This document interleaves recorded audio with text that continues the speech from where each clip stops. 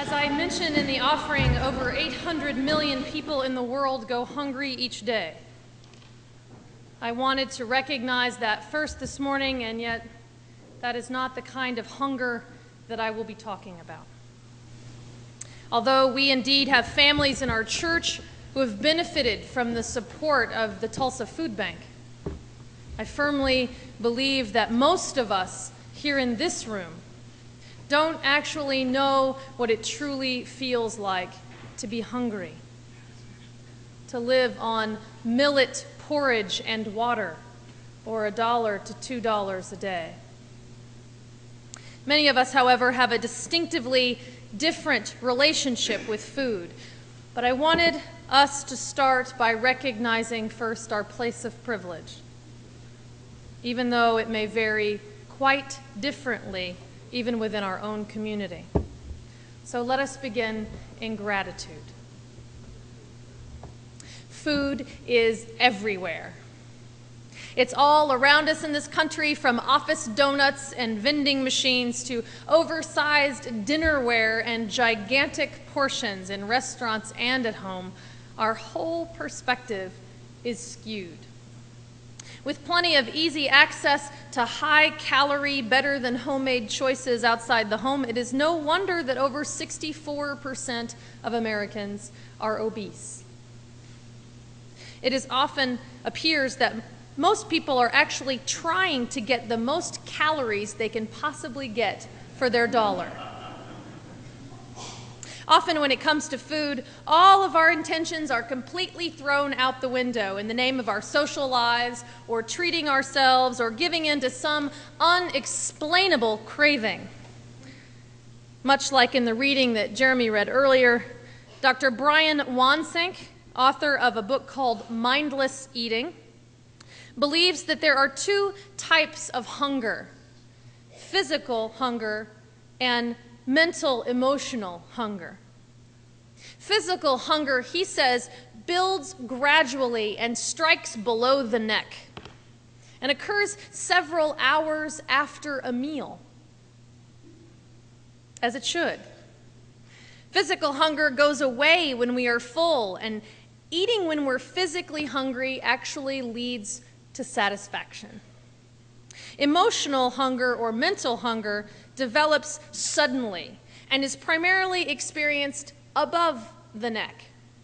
Mental or emotional hunger is completely unrelated to time and persists despite fullness. Eating to feed emotional or mental hunger leads to shame and guilt, and it may not even be experienced until days or even weeks later. Recognizing the difference between these two types of hunger, according to Dr. Wansink, is the very first step in mindful eating. Upon arrival in this world, we have an innate ability to eat exactly what we need. Healthy infants eat only when they're hungry, and they refuse food when they are satisfied. They recognize their body's hunger cues, which are natural indicators of hunger and fullness. But somewhere along the line, they stop listening to their hunger cues, probably starting very early in life. Bottle-fed babies are often coaxed into finishing their bottles after losing interest. Children are expected to clean their plates and are often bribed to do so with dessert. While parents mean well, we are teaching our children to ignore signals of fullness. And it takes a very conscious effort to recognize hunger cues after being taught to ignore them for so long. The first step in learning to read hunger cues is recognizing the difference between mental, emotional hunger on the one hand and that physical hunger on the other. To most, the two are completely indistinguishable. Based on when you ate last and what you ate last, your own personal food context, you might be able to guess more appropriately whether you are physically hungry. So, what are we hungry for if most of the time it is not physical hunger? Dr. Erica L'Espérance writes, "If you have recently eaten and still feel hungry, first stop and ask yourself whether you are experiencing any of the following emotions, which often trigger hunger: anger, fatigue, or depression, loneliness or insecurity, guilt, jealousy, or anxiety, happiness that we might be trying to cling to, disappointment or grief, procrastination, fear, or even boredom." She says if we can recognize when we are indeed experiencing mental emotional hunger that in fact cannot be satisfied by food, we can move instead to do something that might actually meet that need. The first step in satisfying this kind of emotional hunger is recognizing that you're having an emotion at all, turning your attention to it, taking the time in our mad dash through life to stop and check in with our bodies and our emotional states is not an easy task. When I was in seminary, seeing a therapist was part of our ministerial training, and I remember the first time that I saw my therapist, I was skeptical to begin with because, of course, I wanted a smart therapist. A therapist smart enough to handle me and all the manipulation that I would likely do. So during our first appointment, I remember her asking me point blank, "Did your family ever use emotional vocabulary with you as a child?"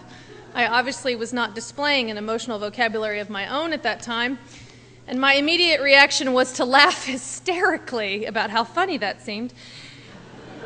And then I responded not much more than mad, glad, sad, and hungry. I have come a long way since then. Much of my work in therapy was taking what felt like this giant emotional ball in my chest and picking away at it piece by naming off chunks. Oh, look, here's disappointment. That's not hunger. Oh, look, here's grief. That's what that is. Until the giant emotional ball in my chest grew smaller and smaller and smaller. And I became more and more clear about who I am and what I want and what I need in life. Our culture gets in the way of unpacking our mental, emotional hunger pangs. Even our heads get in the way. Fritz Perls, the founder of Gestalt psychology, whom I will talk more about later, says that intellectualism, his definition of intellectualism, is an attitude designed to avoid being deeply moved. Digest that. It's huge. An attitude designed to avoid being deeply moved. Boy, was I ever there. Have you been there? Uh-huh. We spend so much time denying our bodies, fighting off our emotions as if they were something outside of ourselves or some kind of enemy number one. We do not have bodies. We are bodies. We do not possess them. They make up an integral part of who we are. They are not certainly all we are.